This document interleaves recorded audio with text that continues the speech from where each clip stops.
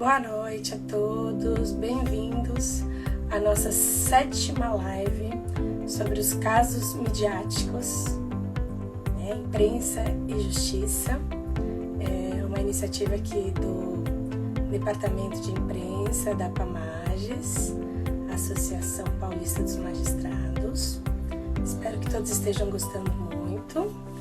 Vamos apenas esperar aqui o nosso convidado, que hoje é uma pessoa muito interessante, que tem casos interessantíssimos para contar, porque ele é um juiz federal militar e é um pouco diferente, né, do nosso dia a dia, que até para nós, que somos juízes.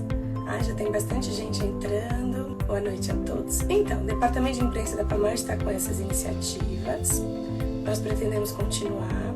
Semana que vem temos mais uma live com uma outra convidada muito especial. Aí depois que acabarmos essa série, a gente pretende dar um pequeno intervalo e aí começar com outro tema também interessante no mês de outubro. Tá bem? Aí estamos vendo se a gente continua de quarta-feira nesse horário mesmo ou se mudamos para quinta às 19 horas, que é um outro horário que temos livre na agenda da APAMAGES. Aqui ó, Fred, perfeito. E mandei pra você. Olha o nosso convidado. Tudo bom? Gente, eu ainda não sei direito arrumar o celular, pra ficar bom. Doutora Carolina, como vai a senhora? Tudo ótimo. Como estamos? Muito bem. Então tá ótimo. Tudo ótimo. Bem-vindo aqui no nosso ambiente da Associação Paulista da Magistratura. Muito obrigada. Muito obrigado pelo convite. Eu que agradeço pelo senhor ter aceitado, né, o convite.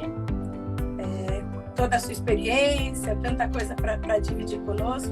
Estava aqui já comentando que até para mim, que também sou juíza, como é de uma área diferente, é muito interessante, né? Outro dia me perguntaram lá na minha página, eu tenho uma página minha, né, que não é da APAMAGES, que é o juíza.carolina Navarro, e me perguntaram se a Justiça Militar julga algum civil e em que casos. Tive que ir lá na Constituição para lembrar. Quando que julga? Pegou 124 da Constituição, combinado com o nosso glorioso Código Penal Militar, né? Devia ter consultado. Aí eu até vi que um juiz federal tem um entendimento aí um pouco diferente, depois até podemos falar um pouquinho disso, que ele acha que não. Eu falei, olha só, estão discutindo a competência da Justiça Militar. Nós temos alguns divergentes aí com relação a essa nossa competência, né? Inclusive, eu acho que o mais famoso deles é muito conhecido, é o Fernando Galvão, né? Desembargador lá do Tribunal Militar de Minas Gerais. Mas é que existe primeiro a seguinte circunstância: existem as justiças militares estaduais. Eu acho que é uma das mais dinâmicas, vou me arriscar a dizer, a mais dinâmica é justamente aí do Tribunal de Justiça Militar de São Paulo, né? Que eu acho que o pessoal conduz muito bem os trabalhos daí, que julga só policiais militares. E a Justiça Militar da União, que julga policiais militares e civis, né? E aí há uma grande discussão que nós deveríamos, né, ou não, né?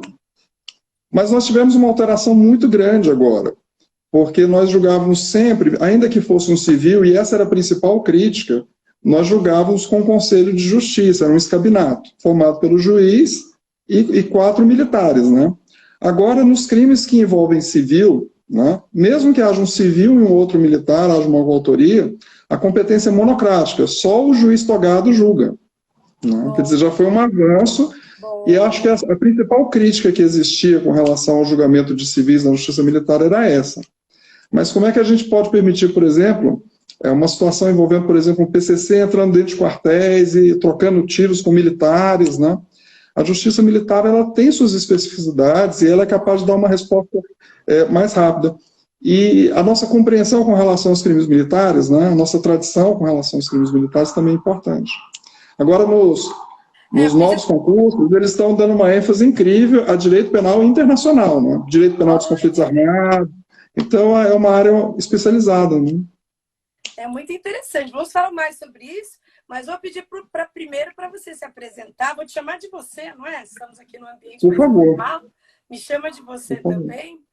E que ninguém melhor do que você. Você tem um currículo tão maravilhoso para pontuar o que você acha mais importante para se apresentar aqui para todos os nossa audiência hoje.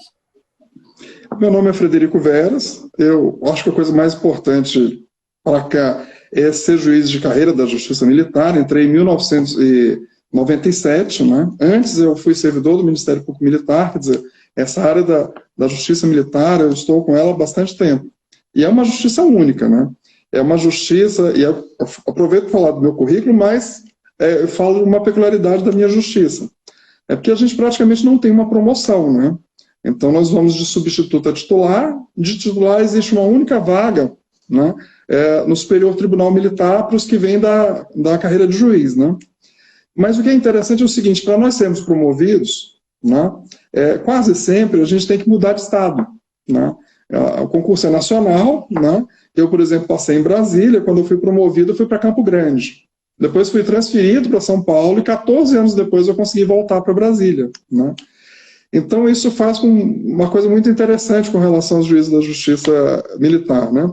Nós éramos juízes auditores, né? Um nome tradicional, vem dos auditores de guerra lá da Espanha, de Portugal. Até hoje, nós mudamos o nome para Juiz Federal da Justiça Militar, mas até hoje os nossos juízes, as nossas varas, né, se chamam auditorias, né? E as auditorias, elas, quando surgiram, era basicamente um letrado que acompanhava as tropas, isso, né, Baixa Idade Média e tal. Mas nós fomos para a guerra, né, para a Segunda Guerra Mundial. Foi deslocada uma auditoria com um juiz, né, que fazia julgamentos no teatro de operações, né, usando o segundo livro especial do nosso Código Penal Militar, não desse tempo agora, porque o nosso é de 69, né, mas que prevê os crimes militares em tempo de guerra, né? Inclusive a única exceção da Constituição com relação à possibilidade de pena de morte, né? Mas eu falava sobre a questão da promoção, né? Eu fui promovido, fui para Campo Grande, depois de São Paulo vim para Brasília. Mas muitos colegas meus passaram por coisas assim fantásticas. Eles foram, por exemplo, para Bagé como substituto e depois foram titulares em Manaus. Ou então foram eram substitutos em Santa Maria, depois foram para Belém. Quer dizer, vai do sul do país para o norte e com uma série de peculiaridades, porque o norte do país, uma região amazônica, muito pelotão de fronteira, é completamente diferente do sul, né? Com muita cavalaria, tal, as características dos crimes são diferentes, é bem interessante isso. Ou seja, dá uma vivência para a gente de Brasil, que às vezes os colegas da estadual ficam sempre no mesmo estado. E me dirijo muito tranquilamente aos colegas juízes estaduais, porque meu pai foi juiz do Maranhão, né? Então eu acompanhei aquele périplo, imagina o interior do Maranhão, então, de comarca em comarca, até chegar na capital, uma coisa bem... E cirurgião geral, né? Tem que entender de tudo, né? Com certeza. A gente começa como cirurgião geral para depois ir se especializando, não é mesmo? E o nosso a gente já cai na especialidade. Sim. Deixa eu só cumprimentar todos que chegaram. Gente, eu não tenho condição de olhar todo mundo e cumprimentando um a um, né? São muitas pessoas. O que eu gostaria de saber, né, para a gente começar, para as pessoas entenderem um pouco. Quantos juízes militares nós temos? São muitas vagas? São poucas, né? Porque, pelo que você falou, roda o Brasil todo, não é isso? Por quê? São poucos? Tem concurso toda hora? Como é que é isso, antes da gente entrar no tema mesmo? Não, são poucos concursos para poucas vagas, né? O último concurso entraram, até agora eu acho que entraram 14, mas eles entraram a conta-gota, entraram 10, depois 2, depois mais 2, e foram distribuídos pelo Brasil, né? E aqui na 11ª CJM, né, que é a 11ª Circunscrição Judiciária Militar que fica em Brasília, né, nós tivemos a oportunidade de participar dos primeiros julgamentos deles, porque antes deles irem para os estados, né, dentro de uma nova sistemática, eles foram treinados aqui, fizeram julgamentos aqui, num ambiente, vamos dizer assim, mais protegido, né, antes de irem para as suas auditorias, né. Mas é um concurso que acontece raramente, juntam muitas vagas, são 38 juízes, né, 39 contando a doutora Safira, né, que é a nossa juíza corregedora. Quer dizer, é um número bem limitado, parece uma grande família, né? A Safira é maravilhosa. A gente imagina a carreira do juiz estadual nós sempre falamos que é muito solitário, porque a gente começa nas cidades, não pode ter contato com muita gente, mas perto da carreira do juiz militar, nossa carreira é nada solitária, porque eu imagino que, como são muitos menos, né, muito menos juízes no começo, deve ser muito difícil. E pensando, então, nisso, né, já começando com o nosso assunto, e daquilo que a gente estava conversando sobre a competência, o juiz militar cuida dos crimes militares, não é isso? Em relação ao federal, né? Carolina, eu queria só te pedir uma coisa, até para esclarecimento. Quando você fala juiz militar, pode gerar uma dúvida. Tá. Porque o juiz, ele é juiz federal da Justiça Militar. Mas nós temos também atuando no Conselho o juiz militar, que é um militar que é nomeado. Então, quando você fala juiz militar, né, na verdade, nós somos juízes federais da Justiça Militar, né? Assim como tem os juízes estaduais de vara militar, né? O juiz militar é aquele militar que ele é sorteado e fica aquele trimestre, quando é um Conselho Permanente de Justiça, para julgar civis ou graduados, e o Conselho Especial, que é aquele com oficiais de mais alta patente ou oficiais generais para julgar oficiais que cometam crimes, né? Então tem ele essa... se identifica como juiz militar. Ele quando ele assina, como juiz. E quando ele assina o dispositivo da sentença, vai estar lá, Coronel Fulano, juiz militar. Né? Perfeito. É complicado mesmo, isso, né? Devia ter um termo diferente. E é meio esquisito isso. Há pouco tempo atrás, eu tive a oportunidade de participar de uma reunião que tinha o pessoal do Itamaraty, tinha o pessoal do Ministério da Defesa, né? Falando sobre missões no Brasil, né? Missões militares no Brasil. E uma das perguntas que a ONU sempre faz é o seguinte: não, mas os militares, quando eles vão a campo, né? Quando eles vão para uma missão de paz, tem oficiais que sejam formados em direito, eles são preparados para isso? Como é que é a corte marcial de vocês? E a gente tem que explicar para eles o seguinte: olha, a gente não tem corte marcial. Aqui é diferente de muitos lugares. Aqui, a Justiça Militar integra o Poder Judiciário. Os juízes que conduzem o processo são juízes civis. E eles, às vezes, não entendem muito bem isso. Eles estão acostumados com uma Justiça Militar formada por militares, e o processo é conduzido por militares que podem ou não ser formados em direito. Né? E a nossa situação do Brasil é única no mundo. Né? A gente tem uma corte superior com presença de civis, na primeira instância, o juiz é que conduz o juízo, então é uma situação diferente. É uma herança de Portugal, né?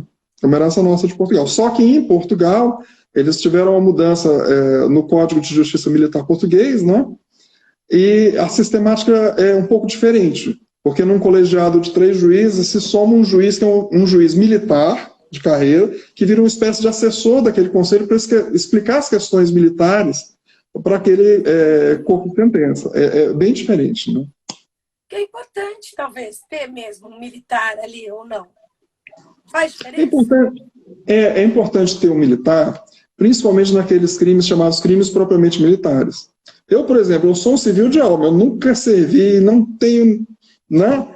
teria nenhum talento em termos disciplinar, de organização para ser militar.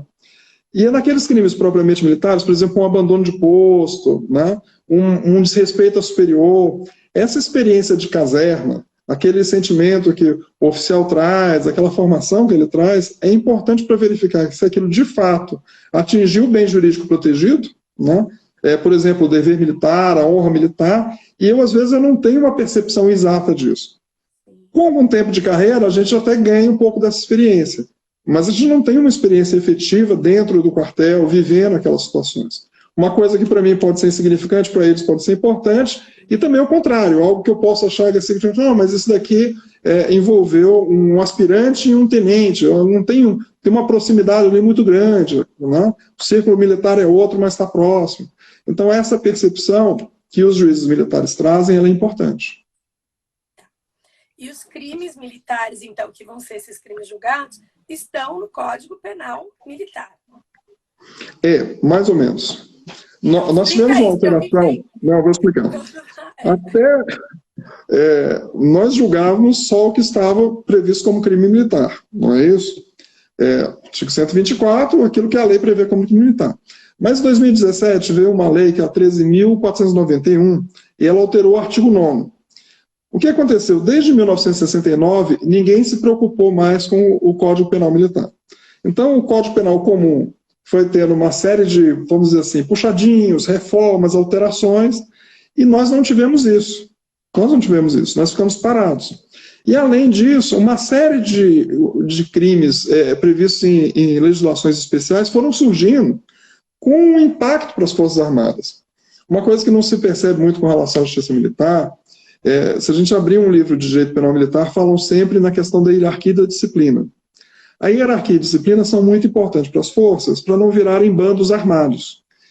O poder civil, que é o poder judiciário, de certa forma controla as forças no sentido de manter essa coesão, dessa hierarquia e disciplina. Mas isso não explica porque o civil é julgado por nós da Justiça Militar da União. O que vai explicar isso é justamente a necessidade das Forças Armadas, além de respeitar os princípios da hierarquia e da disciplina, precisarem ser eficientes. Não adianta ter Força Armada para a defesa do Brasil se elas não forem eficientes. E essa eficiência a gente consegue fazer contornando, por exemplo, crimes contra o patrimônio sob a administração militar, crimes contra a ordem administrativa militar praticados por civil, né? Roubo, crimes patrimoniais. Então a gente ajuda também com relação a isso. Mas o que essa lei fez vamos resolver o problema da justiça militar. Em determinados casos, em determinadas circunstâncias, né, crimes que estão fora, né, do Código Penal Militar vão ser julgados pela Justiça Militar. Quais são esses crimes? Todos da legislação penal comum, desde que atentem que estejam dentro daquelas circunstâncias. Por exemplo, o crime ser cometido contra um militar que está de serviço, um crime ser cometido por um militar que está em missão, por exemplo, quem está em GLO, na garantia da lei e da ordem, né? Já havia uma previsão da lei complementar que rege a atuação das Forças Armadas, mas agora houve um complemento com essa nova lei. Então são casos que a gente julga. Inclusive, a gente está fazendo um estudo, né, do que seria a competência, porque é uma imensa competência potencial. Mas na prática ela não se reverte em muitos crimes, porque quando as Forças Armadas começarem a cometer crimes assim de monta, eu tiver muitos processos, olha, o país vai estar numa situação muito complicada. Nós temos, graças a Deus, a Justiça Militar é aquele extintor de incêndio que está ali. Torcemos para não ter nenhum incêndio. Se tiver, a Justiça Militar está lá, justamente para pagar. Mas a nossa ideia é diferente da Justiça Comum. Os nossos jurisdicionados, na área criminal, eles geralmente cometem um crime, dois, ao longo de uma carreira muito grande. Eles não são criminosos reincidentes, né? Aqui e ali, um caso ou outro, mas a nossa justiça é uma justiça muito tranquila. Eu me lembro quando eu entrei em 1997, 98, eu ficava impressionado, porque eu ia para o interrogatório, né? E eu perguntava, o senhor fez isso mesmo? Ele dizia, não, doutor, não foi assim que eu fiz, não. Além do que estão dizendo aí, além de furtar, eu ainda arrombei o armário. Puxa, você arrumou o armário. Então, quer dizer, hoje não está daquela forma que estava quando eu entrei, né? Mas, mesmo assim, a tendência de uma forma geral dos nossos réus é de serem assim, muito mais tranquilos, né? De ser uma criminalidade que não é violenta, né? Enfim. Respeitosa, até respeitosa. Mesmo porque a gente tem uma situação diferente, principalmente quando o crime é cometido por militar, tem essa dimensão do conselho, né? Quando eu estou com o conselho do lado, eu tenho ao meu lado uma série de oficiais, né? Então aquele graduado ou aquele oficial de menor patente, o respeito dele cresce, né? Porque ele está diante não só de um juiz, mas tem ali um colegiado, né? E em relação aos civis que cometem crimes contra os militares, ainda há muito respeito também, não é? Eu acho que não tem tantos crimes. Eu tenho visto algumas situações assim diferentes, né? Agora com a questão de videoconferência, né? Já teve um réu, que era civil, né? Que ele estava fazendo a videoconferência e dirigindo ao mesmo tempo, né? Aí nós recomendamos, olha, seria interessante parar e tal, né? Outro que estava deitado em casa com o celular aqui, quer dizer, já foi diferente, mas principalmente quando é civil, vamos dizer, a exigência, a ética, a questão do respeito, ela não é tão forte, né? Mas enfim. Não, eu quis dizer em relação a praticar crimes contra militares. Acho que não tem tantos, porque os civis têm um respeito aí no civil, não é para invadir um quartel, roubar um militar. Eu acho que há pouco mais Eu recente me lembro do que um que... civil, contra um civil, ou não, é impressão minha. Não, existe isso, mas é relativo. Por exemplo, quando eu atuava em São Paulo, a gente teve aquelas operações de GLO no Rio, né, de subida de morro, de tomada de morro, né, das comunidades, instalação das UPAs, né? E naquela época veio um número sem precedentes de casos de civis, né, por desacato, né, por injúria, porque as tropas subiam e eles estavam acostumados a dar aquele tratamento que eles davam aos policiais militares, né? Xingar, jogar pedra, jogar outras coisas, inclusive, né? E de desrespeito. E na justiça militar eles passaram a responder o processo. E era incrível que alguns deles nem acreditavam que estavam respondendo a um processo. Quando eu estava em Campo Grande, eu me lembro de uma situação muito interessante. O pessoal do crime organizado, eles gostam de otimizar os lucros, né? Porque eles iam para o norte do país, né? Pegavam lá, roubavam uma carreta, né? Colocavam madeira dentro da carreta, né? Extraído legalmente, né? Colocavam drogas, né? Desciam ali pelo Mato Grosso do Sul, né? Levavam ali para o Paraná, que na época era um grande comércio de peças furtadas, e um deles estava numa jamanta e pararam e levaram um trator, né, que era de um batalhão de engenharia de construção. E eu fiquei impressionado com a sinceridade do acusado, porque ele disse assim: o senhor sabe, nós sempre levamos tratores do INCRA, nunca tivemos um problema. Essa é a primeira vez que a gente leva um do Exército, já estamos aqui respondendo ao processo, que absurdo, né? Então, a gente às vezes se depara com certas situações assim. O civil, quando ele vai para a justiça militar, a gente tem que explicar um pouco como funciona, né? E a justiça militar, eu acho que ela é um pouco diferente, até pela forma como ela trata assim, o réu, né? Eu acho que o contato do juiz com o réu é muito forte, né? Até porque o código, hoje não, por conta da pandemia e tal, mas o código ele tem uma previsão que vem do direito português, né? O juiz lê a sentença, né, em uma sessão pública, e se o réu for condenado, geralmente quando o réu é condenado, na presença do réu. E é uma oportunidade do próprio juiz explicar para o réu a sentença e as consequências, né? Olha, o senhor vai sofrer uma execução, vai ser assim, vai ser assado, né? Gera uma comunicação entre o juiz e o acusado que, às vezes, até pelo volume de trabalho e pelas circunstâncias, não é possível na justiça criminal comum. E muitas vezes também pelo desrespeito, que às vezes impera, infelizmente. Embora os réus possam ser contidos sempre. Mas eu acredito que a justiça militar é a justiça como deveria ser, talvez funcionando do jeito mais correto, não é? Praticou um crime?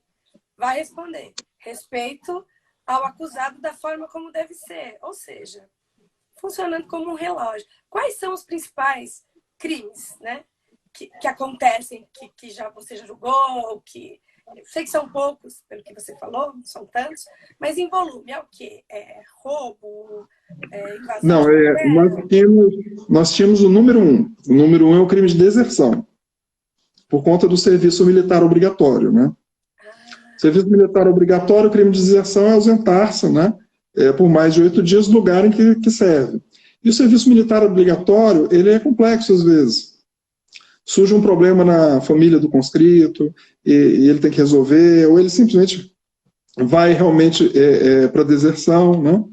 Esse serviço militar obrigatório, ele tem um caráter tributário, né? Ele é um tributo que não é pago em dinheiro, né? Mas é pago em serviço para a nação, né? E quando ele se furta, aí você vai responder pelo crime de deserção, né? Então, já foi durante muito tempo mais comum. Lembra que a gente falava das circunscrições judiciárias militares? Às vezes um crime é mais comum em uma determinada localidade e menos comum em outra. A deserção já foi um crime muito comum aqui em Brasília. Eu me lembro que quando eu entrei, eu julguei casos assim extraordinários, com justificativas fantásticas a respeito de por que o jovem foi para a deserção. Eu tive um que disse que foi abduzido por um disco voador, né? E tive outro que teve que socorrer a esposa, porque a esposa estava... demônios tinham entrado na sua esposa, ela estava fazendo maluquice. Esse, inclusive, foi absolvido, porque veio um laudo psiquiátrico, ela realmente tinha problemas psíquicos. Tem a questão da liberdade da religião, prevista na Constituição. Achei que tinha provado que tinha os demônios. Cheguei a ficar assustada com essa absorção. Na sentença, eu não fiz nenhuma afirmação a respeito disso, que a gente tem muito respeito nesse direito constitucional a expressar seus sentimentos religiosos. Mas, de fato, ele, da forma dele, procurando levar igrejas e tal, tentou socorrê-lo, e esse foi o motivo da deserção. Aqui em Brasília, agora, é incrível. Aqui em Brasília tem muitas organizações militares, né? E o Ministério Público Militar começou a fazer investigações, não de agora, mas de um passado ali, mas não prescritos, de crime envolvendo licitações e contratos. Então, nós temos um número significativo de crime envolvendo, para nós, da Justiça Militar, né? Envolvendo licitações e contratos, que são processos assim, mais trabalhosos, né? São processos que o volume dos autos é maior, né? O estudo dos autos é diferenciado, né? E Brasília também... Pode falar. Não, pode falar. E Brasília tem também um diferencial, porque Brasília nós pegamos Distrito Federal, Goiás e Tocantins, mas nós também pegamos os crimes cometidos no exterior, né? Então teve uma época que nós pegamos muita coisa do Haiti, né? Alguma coisinha do Líbano que ainda temos, acho que tem um processo independente, eu julguei uma colega minha está com, a doutora Flávia está com outro processo, né? E era engraçado, porque, por exemplo, no Haiti, a maioria dos IPMs era por uma coisa que não fazia assim, fazia o IPM, né, para poder justificar, mas dizia respeito a furto de material. Porque a missão brasileira do exterior, lá no Haiti, o pessoal saía, por exemplo, numa patrulha. Tinha uma ocorrência, o pessoal da patrulha tinha que sair da viatura e resolver a ocorrência. Quando eles voltavam, né, só estava uma parte, né, da viatura. Né? Tinham levado, por exemplo, um estepe, tinham levado tanque de combustível, uma vez levaram um lança-granada, e aí abriu o IPM para... Naturalmente que não ia, é difícil localizar, e se localizar também, como é que ele vai responder aqui no Brasil, né? Então, mas aí a gente pega esses crimes do exterior, né? E só para, já que você tratou disso, né? Eu acho que até uma questão de serviço público mesmo.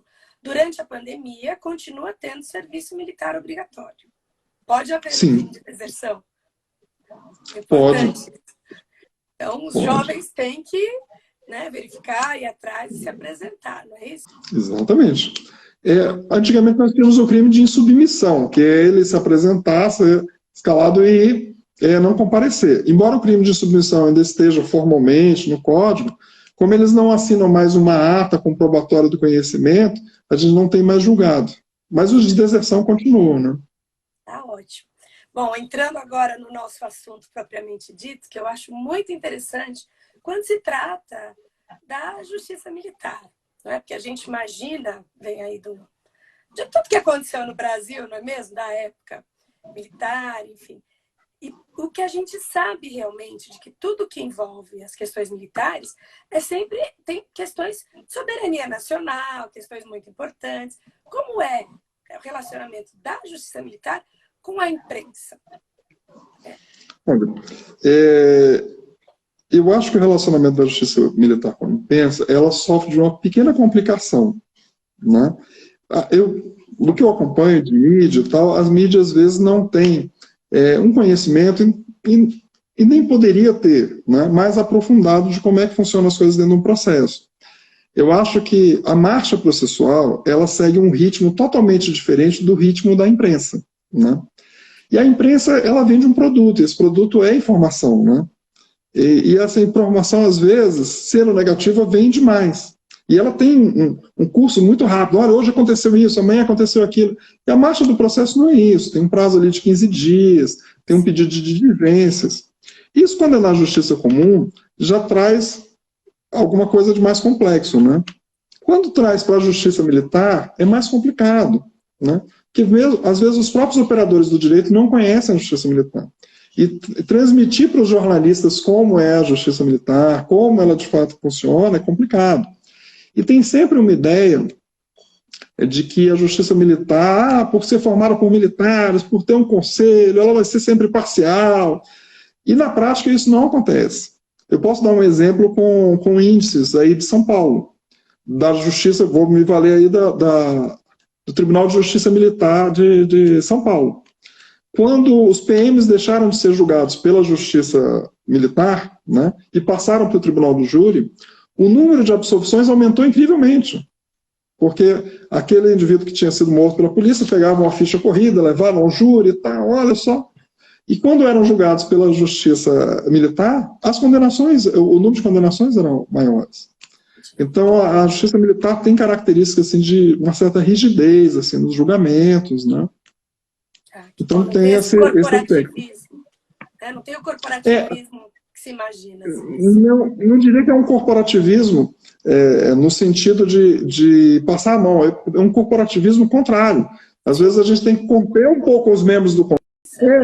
Não no sentido de proteger a instituição, não. No sentido de ser mais rígido com a pena do que o juiz de carreira teria. Porque às vezes a gente está explicando, olha, o entendimento aqui com relação à dosimetria da pena é essa. Não, mas isso foi muito grave, tem que aumentar a pena. E como eles são livres não só em termos de decidir se é culpado, se é inocente, se condena ou se absolve, mas também em termos de pena, isso dá uma certa liberdade para eles de aumentar a pena.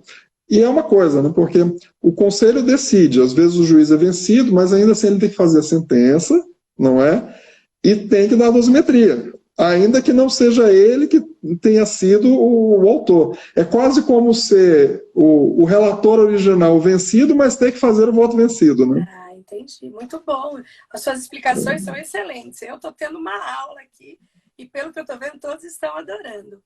E que casos, assim, você lembra, né, a título de curiosidade, que tenham tido mais repercussão? Teve um na Antártica, não é, que você me mandou, que eu fiquei impressionada. Eu não me lembrava, mas achei tão interessante. Aquele caso que falar. Esse da Antártica foi interessante, porque a Antártica é muito importante em termos estratégicos para o Brasil, né?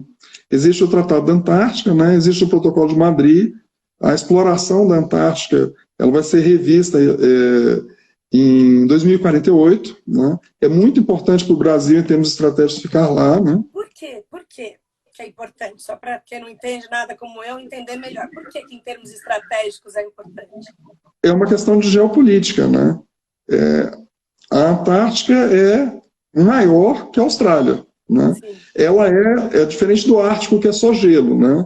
A Antártica é continente mesmo. Debaixo dela tem reservas minerais consideráveis, né? O Tratado da Antártica, né? Ele fez uma previsão e ela é muito ambientalista, né? No sentido de dizer... Pode explorar? Isso. Não pode explorar. Não pode explorar e não pode haver uso militar da Antártica. Ou seja, as bases que nós vemos na Antártica, de vários países, embora tenham militares, né, não são militares no sentido de armar, de colocar mísseis, né, não existe isso. Né. O Protocolo de Madrid, inclusive, tornou a Antártica uma reserva natural, né, que é um santuário de paz, um santuário de ciência, né.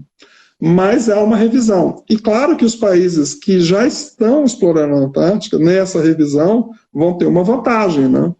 Existe uma questão ali entre Estados Unidos, entre Rússia. A nossa nova base, né, que é a que explodiu em 2012, né, ela começou a ser refeita no mesmo ano, já terminou de ser refeita em 2019, se não me engano, e ela é muito importante para a gente, em termos de fincar ali nossa bandeira num território que pode gerar riquezas no futuro, né? Então ela é muito importante para a gente. Agora é engraçado que a licitação para a reconstrução foi ganha por uma empresa chinesa, né? Então foi a China, que também tem interesse na área, né?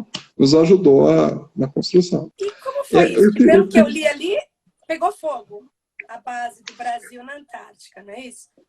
Na verdade, da forma como foi noticiado pela imprensa, estamos vendo uma confraternização, e aí explodiu o gerador, né?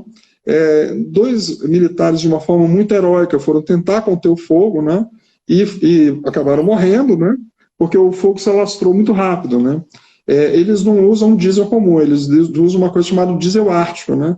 Que a volatilidade é maior, ele tem diferenças, né? E o Ministério Público Militar, num primeiro momento, pediu o arquivamento com relação ao oficial e um suboficial, porque o alarme não teria funcionado e tal, mas se viu depois que eles estavam realmente com um mau funcionamento. A imprensa noticiou que teria parado de funcionar porque precisavam desse equipamento para fazer nuvem de fumaça, né, para festa e tal, mas na verdade não houve isso, ou pelo menos não foi comprovado isso. E um foi acusado porque ele teria sido negligente no abastecimento. Ele foi acusado por homicídio, né, e lesão corporal culposa, né, e depois o crime dele, né, foi absolvido em primeira instância por maioria, não absolvi, mas teve no conselho quem condenasse, subiu para o tribunal. O relator foi o atual presidente do tribunal, o ministro Matos, né? Ele mantinha a sentença na íntegra, né? Mas ele foi vencido, né? Foi relator para o acordo do ministro Coelho, e avaliando as provas, eles concluíram o seguinte: tudo bem, com relação a essa parte do homicídio culposo e tal, mas o incêndio culposo houve. E aí acabaram condenando por conta do incêndio culposo. Né? Que era uma alegação que o Ministério Público já trazia da primeira instância, mas que não foi.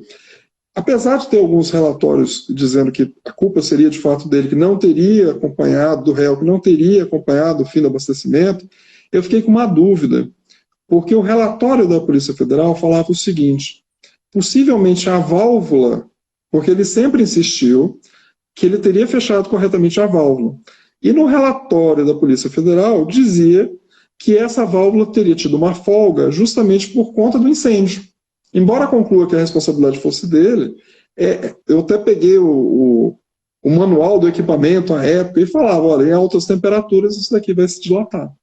E foi muito interessante porque a mídia acompanhou desde o primeiro momento isso daqui, né? Algumas com um pouco de viés assim, político, né? Olha, o que aconteceu com os militares e tal, a base tá vendo, houve essa confraternização. Só que a confraternização na Antártica, um lugar que faz entre menos 30 e menos 60 na Antártica mesmo, na Ilha Geórgia, entre menos 10, entre 5 e 4 no verão, até menos 30 no inverno, né? E ainda tem aquela sensação térmica que é maior, que os ventos lá chegam a mais de 100 km por hora, né? Se não tiver uma confraternização, as pessoas que, naquela época, a capacidade era para 59 pessoas, e a faina, né, o trabalho é extenuante, se não tiver ali uma confraternização, fica difícil, né? A parte social é muito importante nessas missões assim, de longo curso, né? E a Safira pediu... Perdão, pode continuar, depois eu te falo, pergunta aqui que ela falou. Não, pode falar. Minha corregedora pediu agora, atendo na hora. Ela falou só para você falar da dificuldade da produção da prova no exterior, que nesse caso aconteceu um pouco isso, né? Você diz do relatório da Polícia Federal, como é que é essa produção de prova que não é feita no Brasil? O juiz não tem muito como direcionar. Não é perito, refaz essa prova, esse laudo, enfim, como é que é isso? Não, na verdade, houve, nesse caso específico, tivemos 2 relatórios da Marinha, né? E um relatório da Polícia Federal, né? Algumas dessas conclusões foram tiradas no Arsenal do Marinha no Rio de Janeiro. Olha, manda as fotos, tira para cá, tira o equipamento. Houve, inclusive, uma conclusão de mau funcionamento do sistema de alarme, né? Mas, de fato, é muito difícil, né? Eu vou falar de um caso atual, eu não vou falar do caso, eu vou falar só da dificuldade. Tá. Aquele caso do sargento da aeronáutica que foi pego com drogas em Sevilha. Nós contamos com a cooperação internacional, mas só para conseguir a sentença de uma forma oficial, demoraram meses, né? Então, quer dizer, o acesso às investigações e tal, o laudo pericial com relação à droga, que é essencial para a gente, ainda estamos esperando chegar da Espanha. Então, quer dizer, a obtenção de provas no exterior ela é mais complicada. No caso da Antártica, porque é longínquo, porque é difícil mandar uma equipe para lá, é difícil fazer uma diligência, né? No caso da Espanha, porque foi para uma outra justiça, né? Inicialmente o caso está numa outra justiça. Vai sobrar aqui o crime militar. Ele vai ser julgado lá inicialmente, porque o crime... Ele já foi julgado lá, já houve a condenação lá, já está em cumprimento de pena. Depois vem para cá para analisar se ele vai continuar na carreira. Não, na verdade ele já está respondendo a processo. A aeronáutica, inclusive, parece aqui não é mais justiça militar, isso é um procedimento da aeronáutica. A aeronáutica me parece que já está tentando fazer um conselho de disciplina para retirá-lo da força. Só que uma dificuldade que a aeronáutica tem enfrentado é justamente de fazer a citação dentro do presídio. Porque para a justiça, a cooperação entre justiças é mais fácil, mas entre um órgão administrativo e o judicial da Espanha está um pouco mais difícil. Que já era interesse da aeronáutica ter resolvido isso, e ela efetivamente tentou resolver isso. Mas como houve essa dificuldade na citação, a AGU se manifestou, deu um parecer no sentido de que não poderia prosseguir sem efetivar a citação dele para poder se defender nesse processo administrativo. Inclusive a mídia fez algumas críticas já, puxa, a aeronáutica continua pagando salário e tal, mas em nenhuma dessas reportagens eles parecem ter atentado para essa questão jurídica e para a existência de um parecer da AGU não recomendando ao aeronáutico uma exclusão à revelia. Então, isso é interessante, foi no nosso tema. Nesses casos, né, que tem interesse público, tem interesse do público, né, interesse da mídia, a imprensa costuma procurar, eles sabem a quem procurar num caso como esse, que é tão difícil, né, essa questão? Não, nós temos uma sorte muito grande na Justiça Militar, que nós temos uma assessoria de imprensa no tribunal. Essa assessoria de imprensa já nos auxiliou várias vezes, né? Inclusive, é uma recomendação da assessoria de imprensa, né? Primeira coisa, o jornalista entra em contato com a assessoria de imprensa para a gente avaliar, para dar o caminho. Eu acho que o juiz ele não deve se expor dando entrevista sobre casos concretos. Se um juiz, por exemplo, é convidado para uma entrevista para falar sobre Lei Maria da Penha, perfeito, falar de justiça militar, falar da questão dos presídios, desde que sejam casos que eles não estejam julgando, eu acho perfeito. Mas quando a mídia se interessa por algum caso que está em curso, eu acho que a melhor interlocução é através de uma assessoria de imprensa, né? Para não expor o juiz. Se o juiz tiver dificuldade com relação a uma assessoria de imprensa, uma nota, né? Escrita e tal, ponderada, porque às vezes o juiz não está preparado para isso.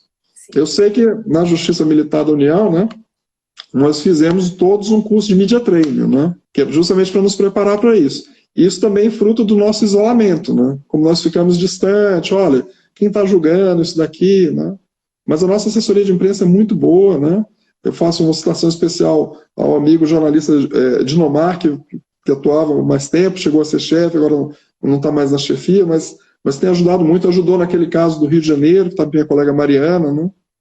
Eu ia te falar disso, que no Rio de Janeiro, com tudo que aconteceu, não é a necessidade da intervenção do Exército, eu imagino que aquilo teve muita repercussão também. A imprensa deve ter tentado, de toda forma, entrar em contato, enfim. E muitas vezes eles não aceitam tanto assim, só falar com a assessoria. Mas nesse caso específico, a colega Ché chegou a falar com a imprensa, chegou a abrir para a imprensa algumas partes, né, de audiência, de processo, no sentido de ter maior transparência consigo, mas sempre com muita cautela, né? E ela foi muito bem sucedida disso.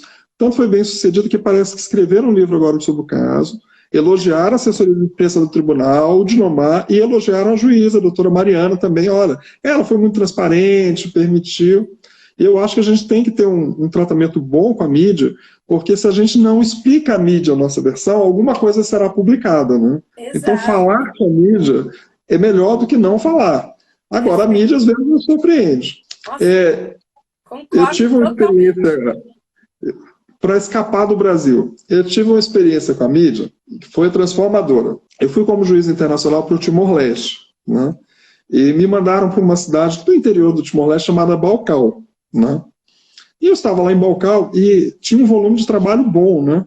Um dia normal em Balcal, eu já teria julgado 2, 3 homicídios, 4 violações sexuais, era uma coisa assim intensa. Tinha um volume de processos lá para ser resolvido, né? E um dia eu estou trabalhando normal em Balcal, me mandam ir para o tribunal imediatamente que o presidente do tribunal quer falar comigo. Eu falei, mas é tão urgente assim? Não, é agora, né? São 2h30 de carro, fui. Ele falou, não, você prendeu um garoto de 10 anos de idade. Eu falei, eu não fiz isso, eu juro que eu não fiz isso, né? O que aconteceu? Eu tinha um oficial de justiça português, eu devia ter conferido o mandado e tal, e saiu um erro no mandado. O garoto tinha nascido em 1988, eu teria 20 anos na época, 2008, né? Ele colocou que era 1998, né? Mas foi um erro de digitação. Aí o ONV, que estava lá no presídio e tal, plotou isso daí. E nesse mesmo dia, o equivalente lá, claro que eu vi até a live da doutora Ivana, né? falando sobre, às vezes uma comarca do interior, o juiz fica mais exposto e tal. O Timor inteiro é um país muito pequeno, né, ali, menor que Sergipe, né? E houve uma divulgação no Jornal Nacional, né? Juiz internacional prende garoto de 10 anos, quer dizer, Ai, gente. não Mas foram aí, atrás para isso, não foram atrás para ver se era verdadeiro, se não era, exatamente, eu né? como jornalista de formação, vou dizer que o jornalista errou aí mais do que você com seu erro aí, não conferiu o erro de digitação, porque um bom jornalista tinha que ter visto a idade mesmo da pessoa e se havia esse erro, não é? Antes de divulgar, porque assim, esse tipo de notícia vai para as agências de notícia. Alguém que divulga isso errado vira um efeito dominó. Mas tinha que ter sido conferido. Olha, Safira está pedindo para você falar sobre o crime de trânsito, atropelamento no Haiti e a importunação sexual no Líbano. Olha, pode atender só parcial. A Pode. importunação sexual eu não vou poder falar, mesmo Tá porque tem uma questão está com a doutora Flávia e esses autos eles correm em sigilo. Eu não vou preferir não falar. Não, Mas perfeito, é atropelamento no importante falar Haiti, isso. Isso é né? importante falar, Frederico. Tem alguns casos em que corre sob sigilo, não é? Nesses casos, não tem como divulgar. Nem nós vamos falar, e o ideal era que até a imprensa também não divulgasse, que pode prejudicar, não é isso? Que aí lembra a gente de outra coisa, que é terrível, que se chama vazamento. Sim. Às vezes está num processo, o processo tem ali cheio de cautelares, cheio de precauções que a gente está falando, e vaza. Como aconteceu nesse processo lá da Espanha, né? E eu vou até falar uma coisa específica sobre esse processo da Espanha, que aconteceu no inquérito, né? O advogado que atuava ao tempo dos fatos, ele resolveu fazer um pedido para ter acesso ao inquérito policial militar que estava se formando, né? Só que, em vez de ele requerer ao juízo, ele requereu à autoridade militar, que não ia dá-lo porque estava em sigilo, né? E antes que ele fizesse o requerimento efetivo ao meu juízo, no dia que ele fez o requerimento, 1h30 depois estava assinado, já tinha certidão de que ele estava ciente. Mas antes mesmo dele ter feito isso, ele já tinha ido até a mídia, né? Falou, olha, o juiz Frederico Veras é omisso e tal. E isso saiu publicado no Globo, na Veja, foi uma coisa, né? E antes dele ter feito o pedido, porque ele estava convicto daquele pedido que ele tinha feito, que não foi ao juízo, foi à aeronáutica, né? Ele foi até o CNJ e tal. Quer dizer, houve até a divulgação disso. O dano provocado foi muito grande. E o pessoal da mídia pensa da seguinte forma. O jornalista pensou assim, eu tenho uma fonte, a fonte está me dizendo isso. Não sou eu que estou dizendo isso, eu estou passando para a fonte, né? Tem o sigilo, né? Mas eu acredito que mesmo nesses casos, não se pode fazer uma censura prévia. É deixar a mídia divulgar e depois correr atrás dos prejuízos, verificar o dano, esclarecer a verdade, né? Eu entrei até com uma ação contra esse advogado, ganhei, né? Posso falar tranquilamente que já transitou em julgado, né? E aí envolve, né, ressarcimento dos danos e a obrigação dele se retratar perante todos os veículos de imprensa, CNJ, Supremo e STM, né? Então, quer dizer, eu me sinto plenamente satisfeito com relação a isso, né? Ai, que bom. E o caso do Haiti, como é que foi então? Esse você pode falar ou também não? Se não puder, Haiti eu posso falar, porque uma das coisas comuns lá é do Haiti. O Haiti vive essa situação, né? Eu disse vivia porque a nossa missão não está mais lá, né? Era difícil sair à rua, né, numa viatura às vezes, e não ter um atropelamento, né? E a grande maioria dos casos, o que acontece? Arquivamento do feito, né? Arquiva-se o IPM porque não há possibilidade. Nós temos agora uma coisa que é revolucionária, né? E eu digo não revolucionária só para a justiça militar, mas para todas as justiças, que é o processo eletrônico, né? Sim. Nós agora temos uma situação diferenciada com relação ao exterior, porque o crime acontece no exterior, mas nós temos a possibilidade de fazer o IPM sem necessidade de deslocamento do pessoal que está em missão para cá. Sim. Porque imagine, o sujeito está respondendo lá, ele tem que vir para cá ou fazer alguma coisa aqui. Não, ele pode responder lá mesmo. Se for um caso de arquivamento sumário, não precisa nem prejudicar a carreira dele, nem a missão, né? Sem necessidade. Nós já temos condições hoje de uma missão em outro lugar nós já temos os modelos, já temos, se tiver internet, já tem a condição de conduzir um flagrante lá, conduzir um IPM, e o juiz na mesma hora vê, o Ministério Público já pediu providências, ou já pediu uma liberdade. A nossa situação hoje é muito tranquila com relação a esses crimes ocorridos no exterior. Antigamente era muito mais complicado, agora ficou muito mais fácil, né? Mas aí quem conduz isso tudo é um outro militar que está junto? Ele que vai... Isso. Ele é designado para isso? E já é assim aqui no Brasil, né? Sempre. Né? Vai designar um encarregado do inquérito, né? Um escrivão, né? E ele vai tomar as diligências. E o Código de Processo Penal Militar, parecido com o Código de Processo Penal Comum, ele tem todas as providências que ele tem que tomar em termos de isolamento de local, né? Perícia nos crimes que tiverem perícia, né? E o que, naturalmente, que o oficial não está preparado como um delegado de polícia, né? Ele tem uma formação muito pequena ali na mão, um curso, outro curso, né? E uma das nossas metas de CNJ, meta específica da Justiça Militar da União, é nos fazer conhecidos perante a sociedade, mas também perante a sociedade militar. A Safira faz um trabalho muito bonito, o Alexandre Quintas também, meu colega aqui de Brasília, eles vão até os quartéis, né? E eles vão explicar aqueles crimes assim, mais comuns. Por exemplo, uso de droga dentro do quartel. Depois que a Safira e o Alexandre começaram a ir aqui em Brasília, nesses grandes organizações militares, né? 11º RCG, são tropas assim com milhares de homens, né? E que recebem muitos recrutas. Eles chegam lá e explicam, olha, se você for pego aqui com maconha, qual vai ser a repercussão para a sua vida, né? Você vai ser preso, vai responder o processo, você sai da força, se for do serviço militar obrigatório, vai continuar respondendo ao processo, vai ser condenado, eventualmente vai pegar sursi, mas isso vai manchar sua vida. Depois que eles começaram a fazer esse trabalho, os índices de criminalidade começaram a cair. Nós já tínhamos poucos crimes, com esse trabalho de esclarecimento da sociedade militar, os crimes caem ainda mais. O nosso ideal é evitar os crimes antes mesmo que eles aconteçam, né? Sim, uma prevenção, não é? Prevenir que o crime aconteça. Eu só ia te perguntar em relação ao que você estava contando ainda do Haiti, você disse que os atropelamentos eram arquivados, a maioria. Mas por quê? Porque não tinha como esse deslocamento até lá? Ou porque não tinha como verificar a autoria? Não, porque na grande maioria das vezes, né, o agente não era responsável. Dentro daquelas circunstâncias, ele não tinha como evitar. Entendi, por isso que eu quis esclarecer, porque senão fica estranho, né? Por que arquivam um atropelamento, enfim? Não, inclusive por um hábito, né? Porque, por exemplo, de noite, né, algumas pessoas no Haiti, é muito calor, né? Eles dormem no asfalto, eles dormem deitados no asfalto. E às vezes numa missão à noite fica difícil, né, de evitar um atropelamento. Perfeito. Então tem características. Né? Perfeito. Ai, Frederico, está acabando já nosso tempo. Vou pedir para você fazer suas considerações finais, falar alguma coisa mais que você queira. Passou tão rápido. Poxa, muito assunto. Carolina, eu queria te agradecer. Foi uma oportunidade muito boa. Queria confessar que é a primeira live que eu participo em toda a minha vida. Foi muito bom. Né? Eu agradeço também a Bárbara, que trabalha contigo. Né? Eu achei muito bom. E eu achei que nós íamos falar um pouco sobre judiciário e imprensa e acabamos falando muito mais de justiça militar. Mas eu acho tão bom esclarecer para as pessoas como é a justiça militar, como é o nosso funcionamento, né? Eu acho que isso é muito importante. Esse espaço que a Palmares abriu é muito importante. E eu tenho um carinho muito grande por São Paulo, né? Trabalhei aí 10 anos, meu filho é paulista, né? Fiz grandes amigos aí e eu agradeço imensamente.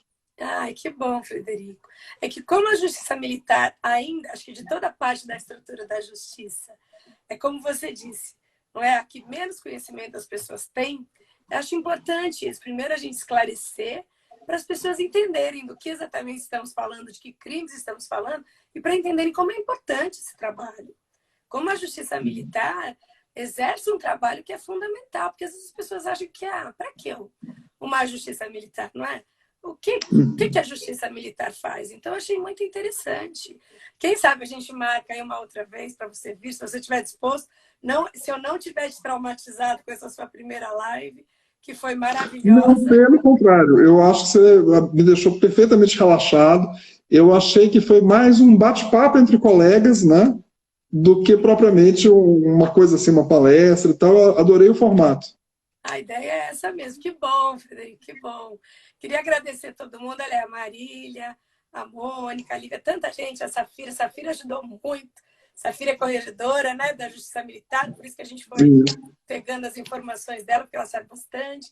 Muita gente, infelizmente não tenho como agradecer a todos. Muito obrigada por vocês aqui novamente com a gente, participando, tornando essa live ainda mais interessante. E convido a todos. Semana que vem teremos mais uma. Nós divulgaremos aí tanto na página da Pamages quanto na minha, que é @juiza.carolinanabarro. Você tem alguma coisa no Instagram, Frederico, que você é aberto, não é? Uma coisa que você quer Eu tenho uma coisa no Instagram fantástica. O meu Instagram, que foi aberto há 3 dias para que eu pudesse participar dessa live. Não, eu não tenho. Na verdade, eu não tinha nem Instagram.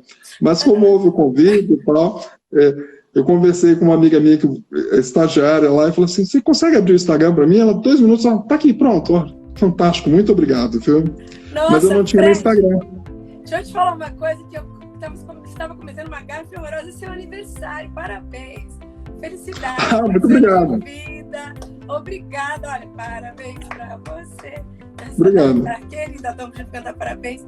No dia do seu aniversário de uma generosidade sem tamanho, você está aqui com a gente, não é? Dividindo todo esse conhecimento, o seu tempo, um tempo que você certamente podia estar fazendo outras coisas, mas é tão importante para a cidadania, para o conhecimento, você está aqui, conhecimento das pessoas. Eu acredito que é assim que a gente vai tornar os cidadãos melhores, mais informados. Só posso te agradecer, Frederico, ainda mais lembrando que hoje é seu aniversário. Você mandou o seu Muito obrigado. Esquecido. Obrigada. Muito obrigado. Obrigada a todos, gente. Uma boa noite. E até quarta-feira que vem. Vai ficar gravada essa live. É só acessar aí pela Pamages. Aí você assiste depois, Frederico, ver o que você acha. Achei que ficou muito bom. Muito obrigada. Tá bom, muito obrigado, viu?